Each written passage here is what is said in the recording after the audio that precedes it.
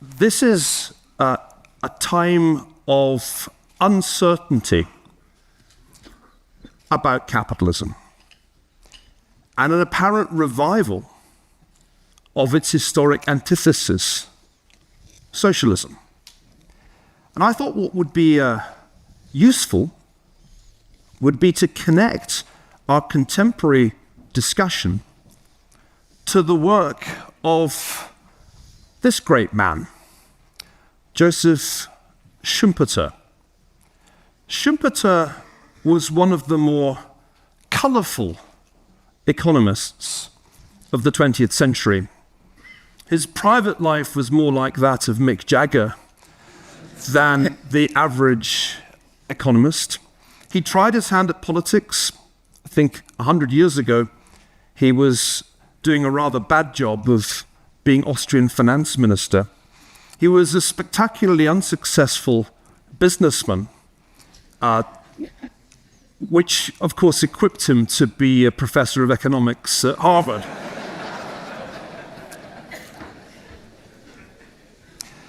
And yet, Schumpeter wrote one of the most influential texts on the subject that has ever been published, and it remains to this day almost as frequently cited as Adam Smith's Wealth of Nations, which Dominic just referenced. And I thought it would be useful to go back to Schumpeter's 1942 book, Capitalism, Socialism and Democracy, and see what it could tell us about our own predicament 100 years after Schumpeter was Austrian finance minister. It's a more readable book than other things Schumpeter wrote. And in fact, I was surprised at how readily I was able to reread it. Can capitalism survive, Schumpeter asked. No, I do not think it can. Can socialism work, he asked later in the book. Of course it can. Now, Schumpeter was not a fan of socialism. He was a political conservative. And his views were not given with a light heart. If a doctor predicts that his patient will die presently, this doesn't mean that he desires it. One may hate socialism or at least look upon it with cool criticism and yet foresee its advent. Capitalism's strength, Schumpeter argued, is creative destruction. And that, I think, is the phrase for which he's best known today. You'll often hear people use that phrase without realizing that Schumpeter first coined it. But it's disruptive, and that disruption has a cost. It also tends, Schumpeter argued, and this is one of the most important insights in the book, towards monopoly and towards corporatism. Capitalism, he argued, doesn't in fact thirst for unrestricted competition. Moreover, Schumpeter argued, capitalism creates, educates, and subsidizes a vested interest in social unrest, by which he meant intellectuals. This, I think, is one of the most shrewd observations in the book, that it's capitalist societies that seem to excel at producing socialist critics of capitalism, particularly in universities. Finally, Schumpeter observes, socialism is politically irresistible to bureaucrats and to democratic politicians. Now, this argument, it seems to me, resonates in a number of different ways today. And it's why it's worth rereading Schumpeter and reflecting on why he was a pessimist about capitalism back in 1942. The idea that socialism would win persisted not only at Harvard but elsewhere right the way through the Cold War. Some of you may have had Paul Samuelson's economics textbook inflicted on you at some point in your careers. It's a kind of holy text for American Keynesians. But what's extraordinary about this most influential of economics textbooks is what it says about the Soviet economy. And I quote, "The Soviet economy is proof that contrary to what many skeptics had earlier believed, a socialist command economy can function and even thrive." Samuelson, incidentally, was one of Schumpeter's Harvard pupils. Samuelson spent most of his career at the Massachusetts Institute of Technology, won a Nobel Prize, is regarded as an almost godlike figure in the history of American economics. And yet on this central question, he was completely wrong. And here's the chart that proves it. Because in edition after edition of the textbook, from 1961 right the way down to the 1990s, Samuelson kept on predicting that the Soviet economy would overtake that of the United States in terms of gross national product. Look, here's the projection. Somewhere around about 1984, or maybe if things went less well, the 1990s, the Soviet economy was going to be larger than that of the United States. Now, he adjusted these projections as they kept failing to come true, but he never abandoned the proposition that eventually the Soviet Union would catch up, even if it wouldn't be until 2012. Well, you now know, with the benefit of hindsight in 2019, that this was massively, epically wrong. And so wrong that one wonders how on earth Samuelson's reputation has survived this massively bad call. But that's academic life, folks. Remember, you don't actually have to be right, you just have to be fashionable at the time.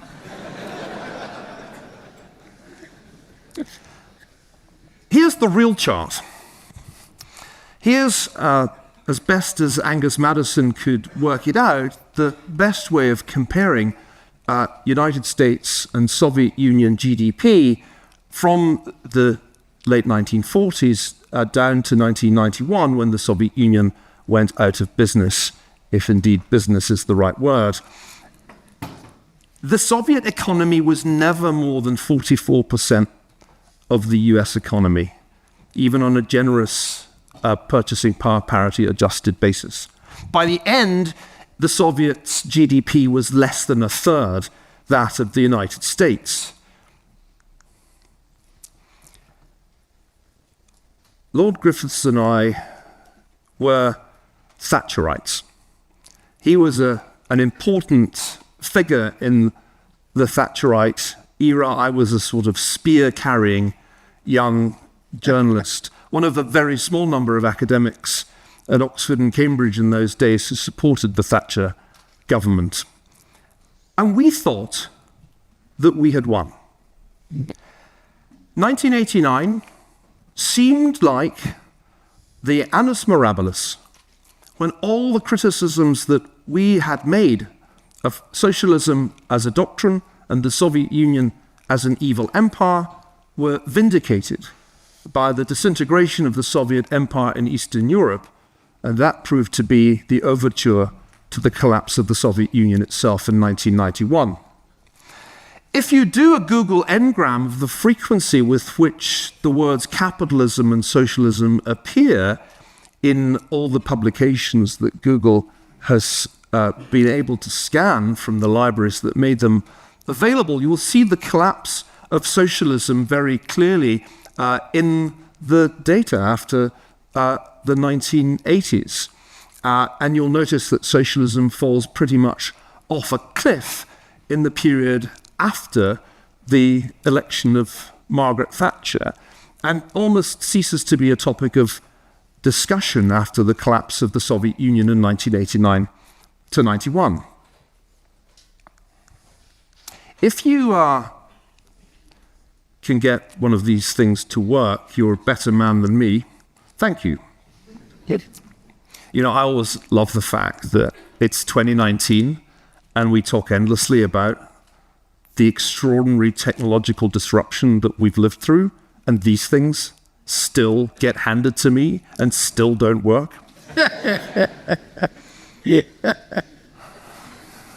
Now that is a criticism of capitalism, okay?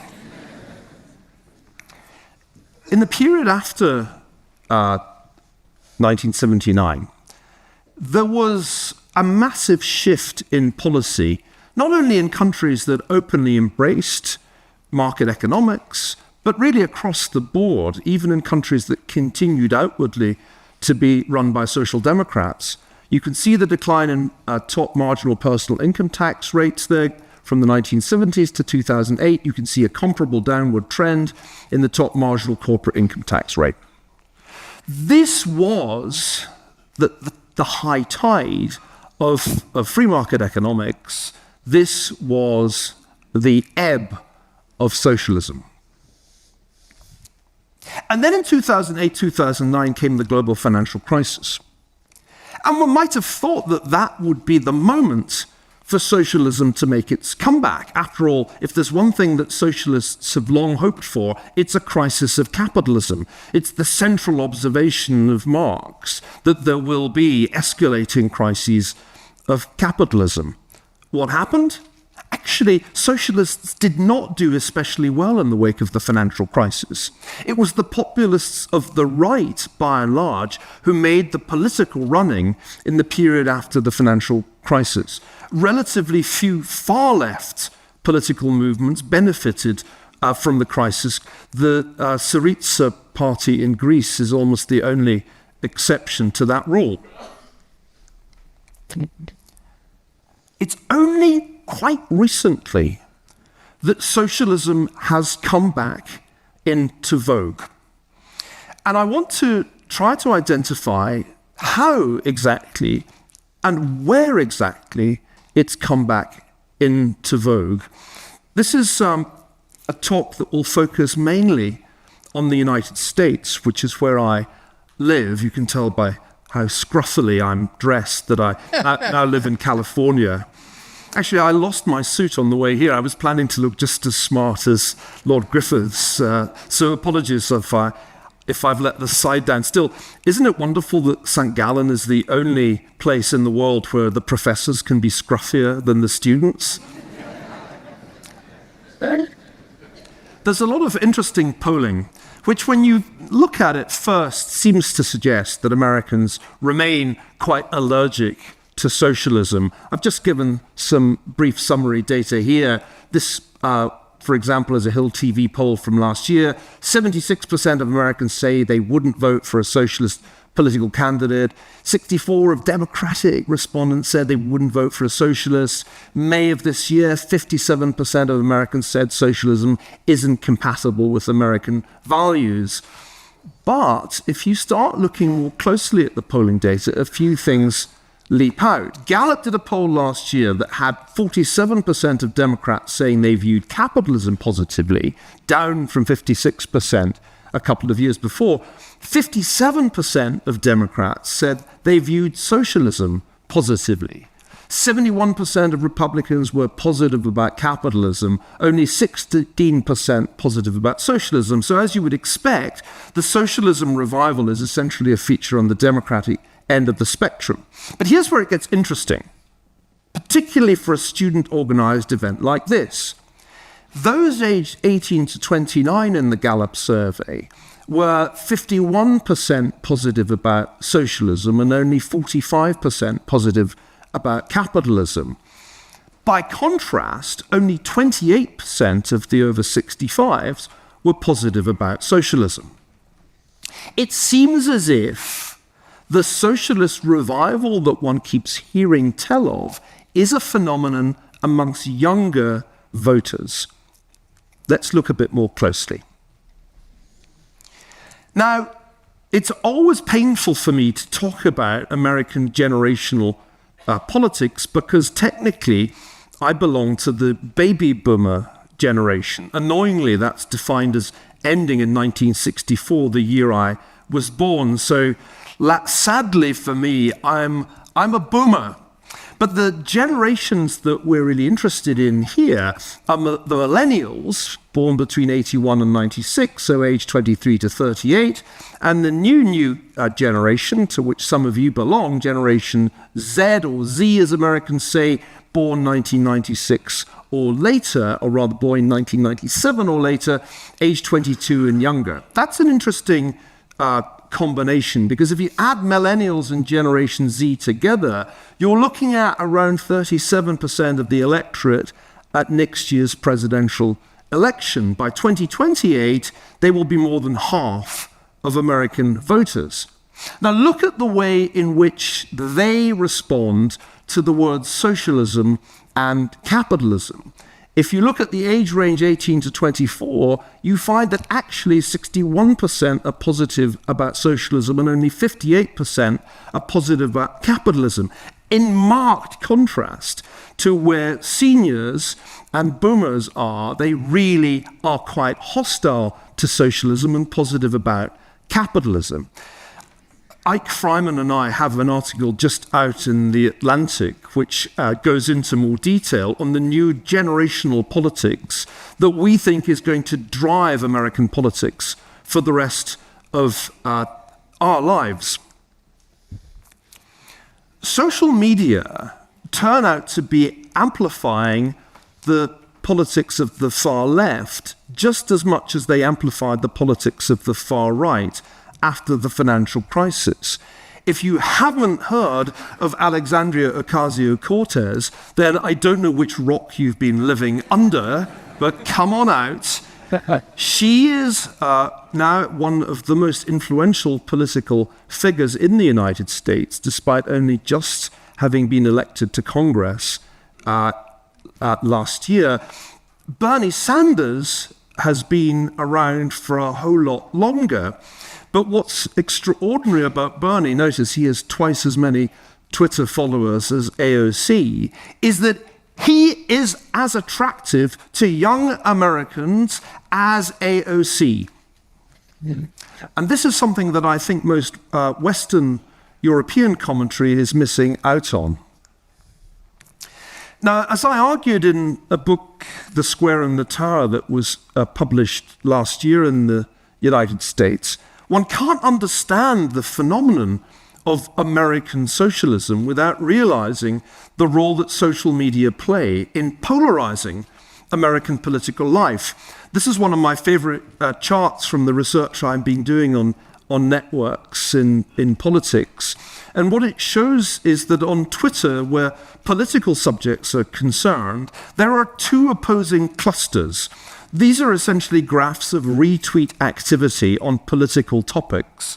And what's fascinating here is that essentially conservatives retweet conservatives and liberals retweet liberals, and there's very little retweeting across the political divide, except to say, have you ever seen anything as dumb as this dude? Which is the standard way in which conservatives retweet liberals. Notice, if you happen to be a Twitter user, that for every emotive or moral word you use in your tweet is 20% more likely to be retweeted. It's not just fake news that works well on social media, it's extreme views.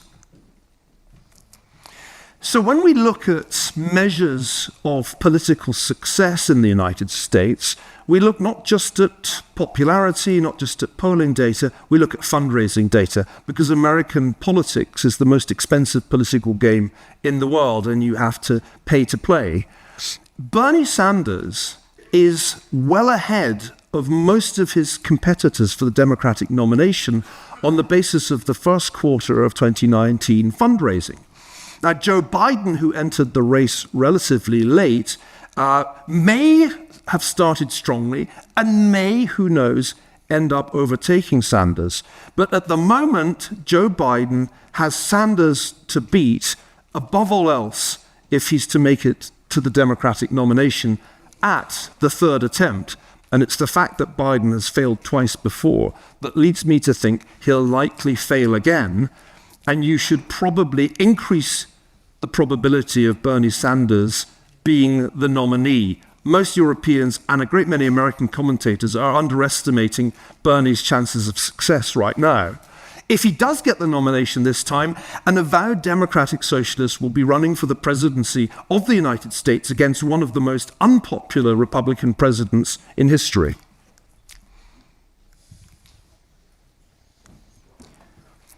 the revival of socialism, the prospect of a Sanders presidency, is not surprisingly generating some anxiety within the financial elite. Last week I was at Michael Milken's conference in Los Angeles, and it was fascinating to hear the conversation there. On one side you have Ray Dalio, the founder of Bridgewater, the world's largest hedge fund, declaring that everything must evolve or die. This is now true for capitalism. Capitalism is now not working for the majority of Americans. And on the other side, Ken Griffin, founder of Citadel, saying that soaking the rich doesn't work, and socialism's record historically has been one of complete failure.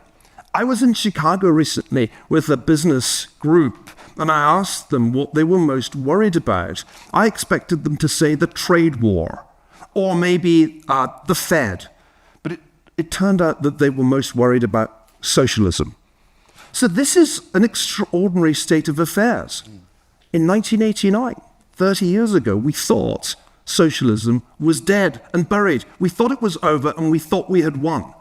Who would have predicted that socialism would make a comeback, and that by 2019 it would be the number one talking point in the American business community? Of course, it depends what you mean by these terms. Depends what you mean by capitalism. When you poll Americans in a little bit more detail and ask them what they think of small business, of entrepreneurs, of free enterprise, it turns out that they view those things a lot more positively than capitalism. And who can blame them? Remember, capitalism was first used as a term in the 19th century by critics of the free market economy. It's a pejorative term. It's much more used by the left than by the right. But when you ask people about free enterprise, when you talk about entrepreneurs, when you talk about small business, all of which are, of course, integral components of capitalism, Americans are far more sympathetic. But what do they mean by socialism? Well, this is when it gets interesting. When you actually ask young Americans about specific policies, you realize that socialism for them is not the ownership by the state of the means of production.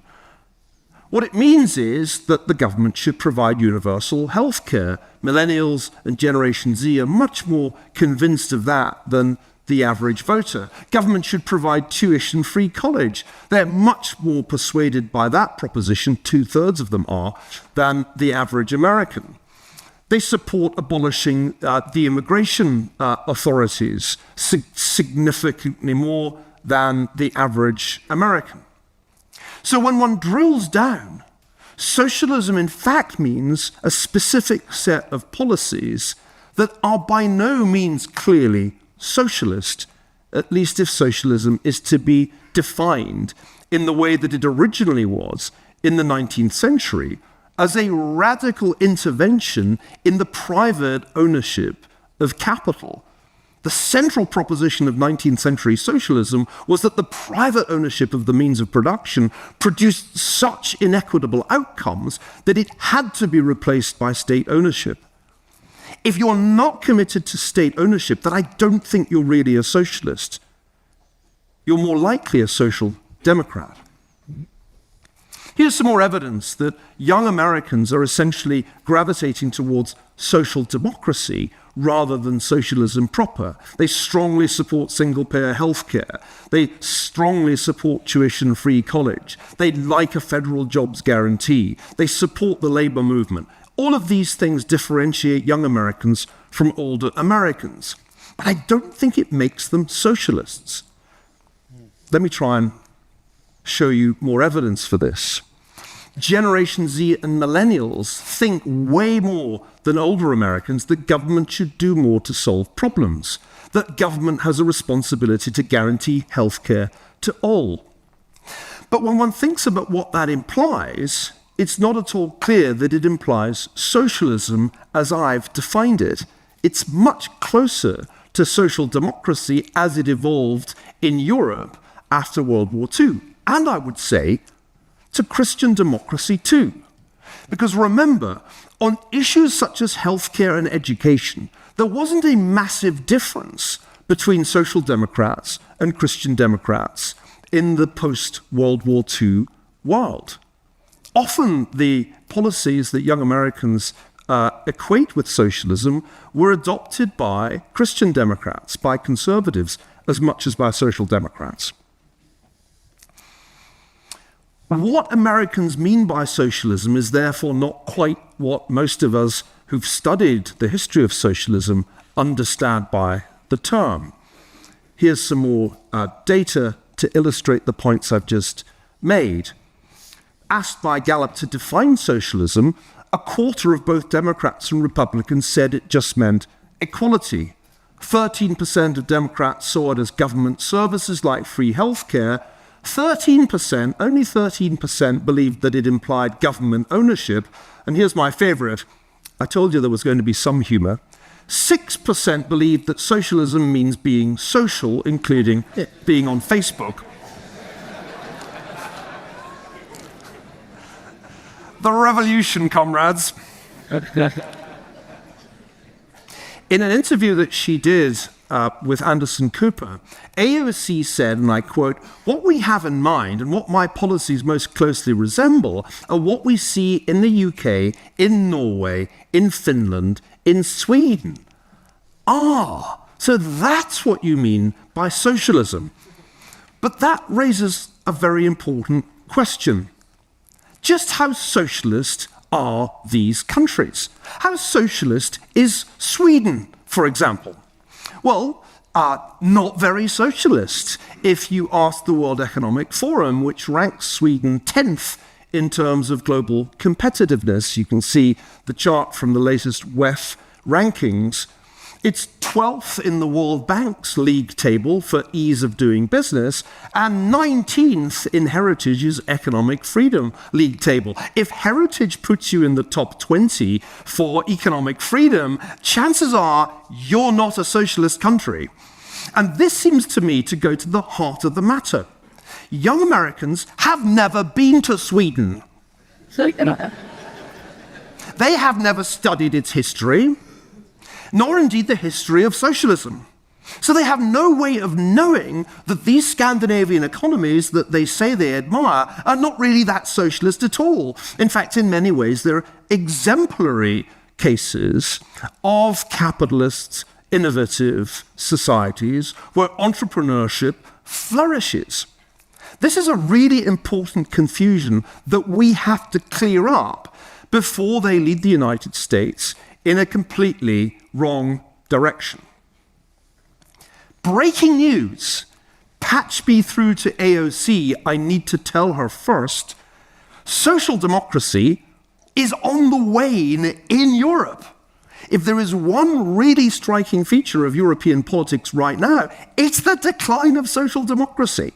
The very political movement that gave rise to universal single-payer healthcare systems, that gave rise to free university tuition, that movement's in decline. So this is deeply paradoxical. Americans want to become European social democrats exactly at the moment the Europeans are giving up on social democracy. Ladies and gentlemen, the issue is not socialism. We are not discussing socialism. We're discussing degrees of fiscal redistribution.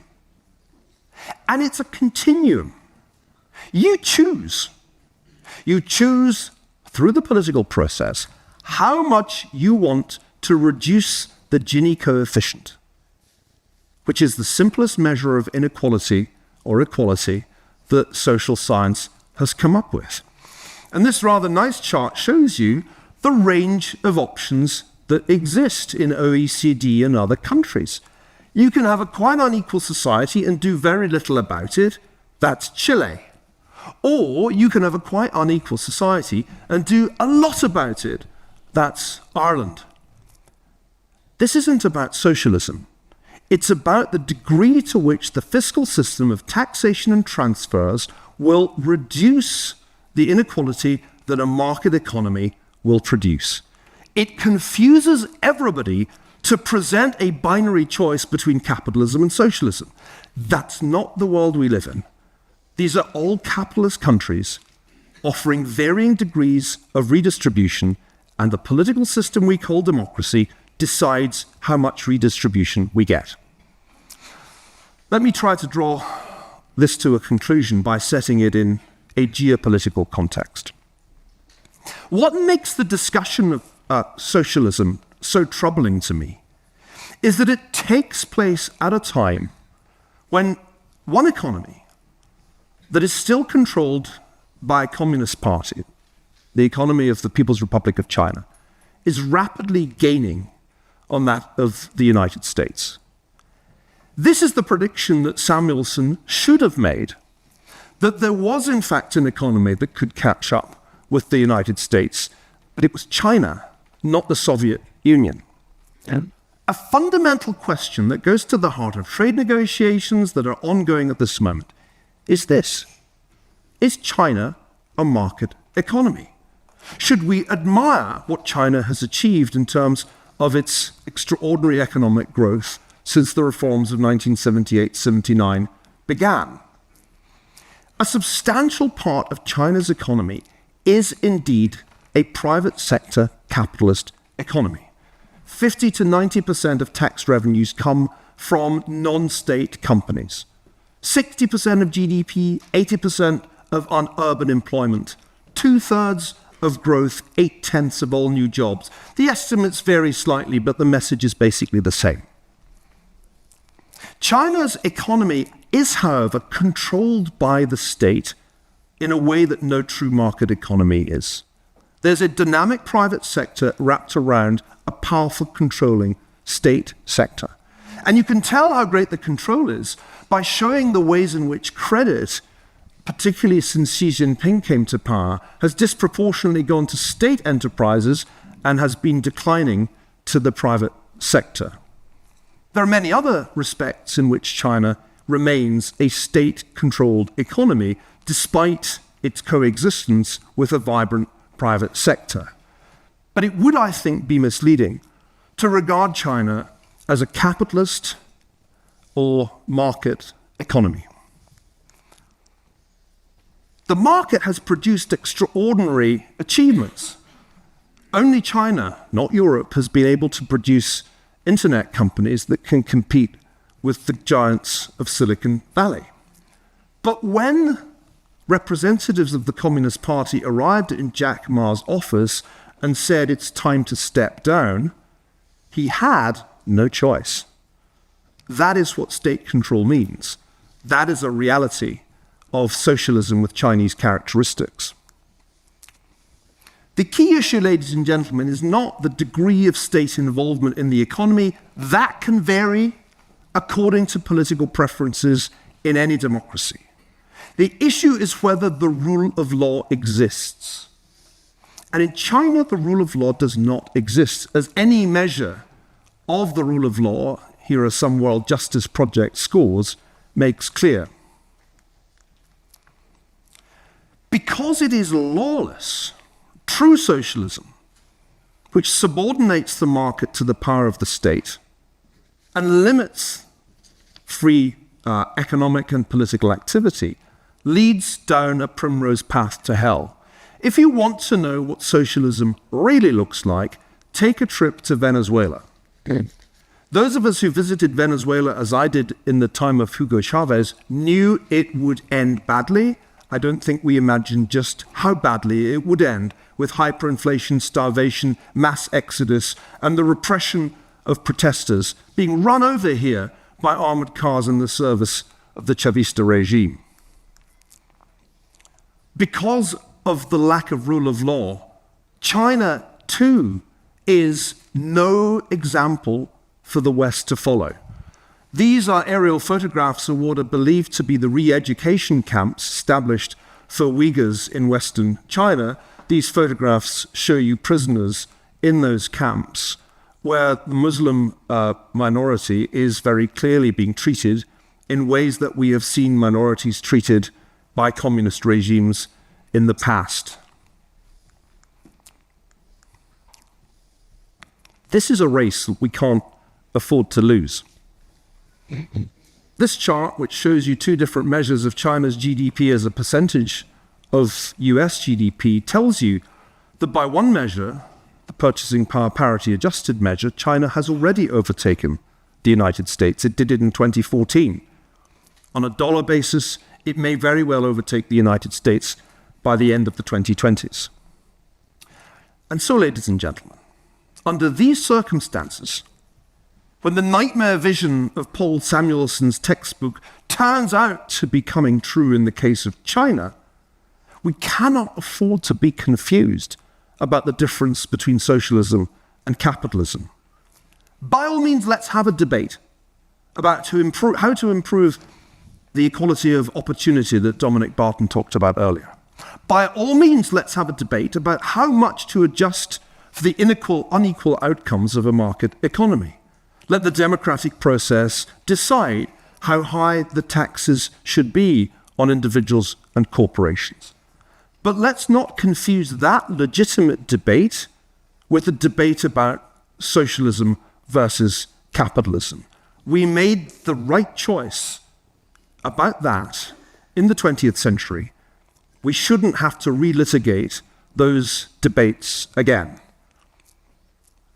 If you're wondering how to reform democratic capitalism, my books are full of ideas on that subject, but for the sake of brevity, I'll spare you. Thank you very much indeed. No, that was terrific.